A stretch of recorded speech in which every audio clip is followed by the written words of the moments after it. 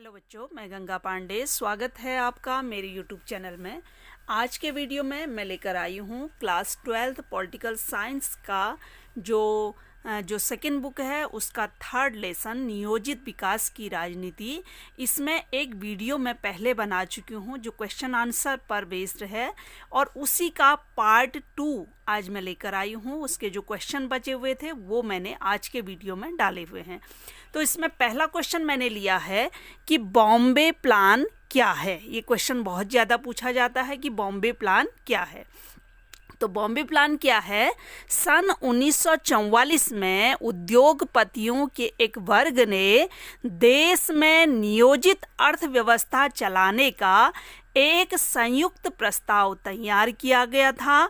इसे ही बॉम्बे प्लान कहा जाता है। यानी 1944 में जितने भी उद्योगपति थे वो एक जगह पर इकट्ठे हुए और उन्होंने कैसे एक प्लान्ड अर्थव्यवस्था, एक नियोजित पहले से ही योजना बना के अर्थव्यवस्था चलाने के लिए क्या किया, एक संयुक्त प्रस्ताव तैयार किया और इसी प्रस्ताव को ही क्या कहते हैं, बॉम्बे प्लान कहते हैं। अगला क्वेश्चन है, भारत ने पंचवर्षीय योजनाओं का विकल्प किस देश से चुना था? तो भारत ने पंचवर्षीय योजनाओं का विकल्प सोवियत संघ, जिसका उत्तराधिकारी बाद में क्या बना, रूस बना, वहाँ से क्या लिया था, पंचवर्षीय योजनाओं का विकल्प लिया था। अगला क्वेश्चन है, बजट का क्या अर्थ है? तो बजट का अर्थ क्या होता है? सरकारी आय व्यय का जो वार्षिक विवरण होता है उसी को क्या कहते हैं, बजट कहते हैं। सरकारी आय व्यय का जो वार्षिक विवरण होता है उसी को क्या कहते हैं, बजट कहते हैं। अगला क्वेश्चन है, गांधीवादी आर्थिक नीतियों को लागू करने की कोशिश किसने की थी? तो गांधीवादी आर्थिक नीतियों को लागू करने की कोशिश किसने की थी? जे.सी. कुमारप्पा ने की थी। अगला है, केरल मॉडल क्या है? क्वेश्चन भी बहुत ज़्यादा पूछा जाता है। तो केरल मॉडल क्या है? केरल में विकास और नियोजन के लिए जो रास्ता चुना गया, जो तरीका अपनाया गया, उसी को केरल मॉडल कहते हैं। एक बार फिर से सुन लीजिए, केरल में विकास और नियोजन के लिए जो रास्ता चुना गया उसे ही क्या कहते हैं, केरल मॉडल कहते हैं। अब इस मॉडल में क्या था? इस मॉडल में शिक्षा, स्वास्थ्य, भूमि सुधार, गरीबी उन्मूलन और एक चीज और था वो मैंने इसमें नहीं लिखा है, राजनीतिक जागरूकता पर क्या दिया गया, विशेष बल दिया गया। अगला है, नियोजित विकास से क्या आशय है? तो नियोजित विकास से क्या आशय है?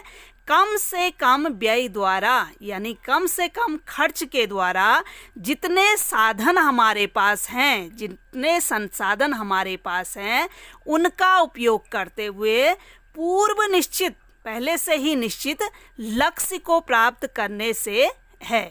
नियोजित विकास का अर्थ क्या है? नियोजित विकास से आशय कम से कम व्यय द्वारा उपलब्ध साधनों का उपयोग करते हुए पूर्व निश्चित लक्ष्य को प्राप्त करने से है।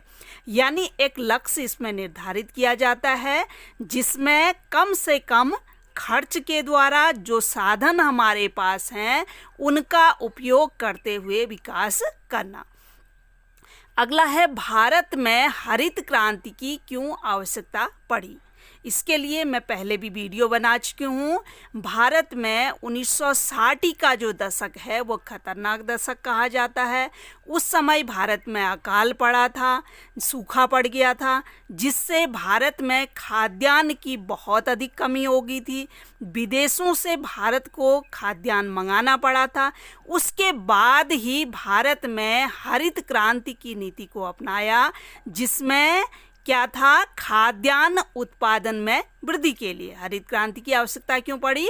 जो खाद्यान्न था उसके उत्पादन में वृद्धि के लिए पड़ी। अगला है, भारत में हरित क्रांति से किस फसल की पैदावार में सर्वाधिक वृद्धि हुई? अब जो हरित क्रांति हमारे देश ने अपनाई उसमें ये नहीं था कि सारी फसलों को फायदा हुआ, लेकिन हरित क्रांति में सबसे ज़्यादा जो फायदा हुआ वो गेहूं की पैदावार को सबसे ज़्यादा फायदा हुआ। अगला क्वेश्चन है, ऑपरेशन फ्लड क्या है? तो इसका आंसर मैं शॉर्ट में पहले बता दूं, ऑपरेशन फ्लड का संबंध दुग्ध उत्पादन से है। तो 1970 में क्या हुआ, ऑपरेशन फ्लड के नाम से एक ग्रामीण विकास कार्यक्रम शुरू किया गया। ऑपरेशन फ्लड के अंतर्गत सहकारी दुग्ध उत्पादकों को उत्पादन और विपणन के एक राष्ट्रव्यापी तंत्र से जोड़ा गया। इसमें क्वेश्चन यही पूछा जाता है कि ऑपरेशन फ्लड का संबंध किससे है? तो ऑपरेशन फ्लड का संबंध दुग्ध उत्पादन बढ़ाने से है, उसमें वृद्धि करने से है, यही क्वेश्चन पूछा जाता है। ये मैंने आपको डिटेल में बता दिया। अगला क्वेश्चन है, निम्न का मेल करें या मिलान बैठाएं। तो इसमें जो आपके आगे ऑप्शन दिए हैं उसमें सही मैच आपको करना है। तो सही मैच क्या है? चरण सिंह, चरण सिंह, चौधरी चरण सिंह, ये हमारे देश के प्रधानमंत्री भी रहे, भारत के प्रधानमंत्री रहे। ये क्या थे? एक किसान नेता थे। अगला है पीसी महालनोबिस। पीसी महालनोबिस का संबंध किससे है? औद्योगिकरण से। अगला है बिहार का अकाल। बिहार का अकाल जिस समय हुआ था उस समय जोनिंग व्यवस्था लागू की गई थी। ये जोनिंग व्यवस्था क्या है ये भी मैंने आपको बता रखा है अगर आप मेरी वीडियो देखेंगे तो। अगला है वर्गीज कुरियन। वर्गीज कुरियन का संबंध किससे है? सहकारी डेयरी से है। अगला क्वेश्चन है, श्वेत क्रांति किससे संबद्ध है? तो श्वेत क्रांति किससे संबद्ध है? दुग्ध उत्पादन से संबद्ध है। श्वेत क्रांति का संबंध किससे है? दुग्ध उत्पादन से है। तो आज के वीडियो में बस इतना ही। अगली वीडियो में हम फिर मिलेंगे। अगर मेरी वीडियो आपको अच्छी लगे तो प्लीज़ लाइक ज़रूर कीजिएगा। Thank you.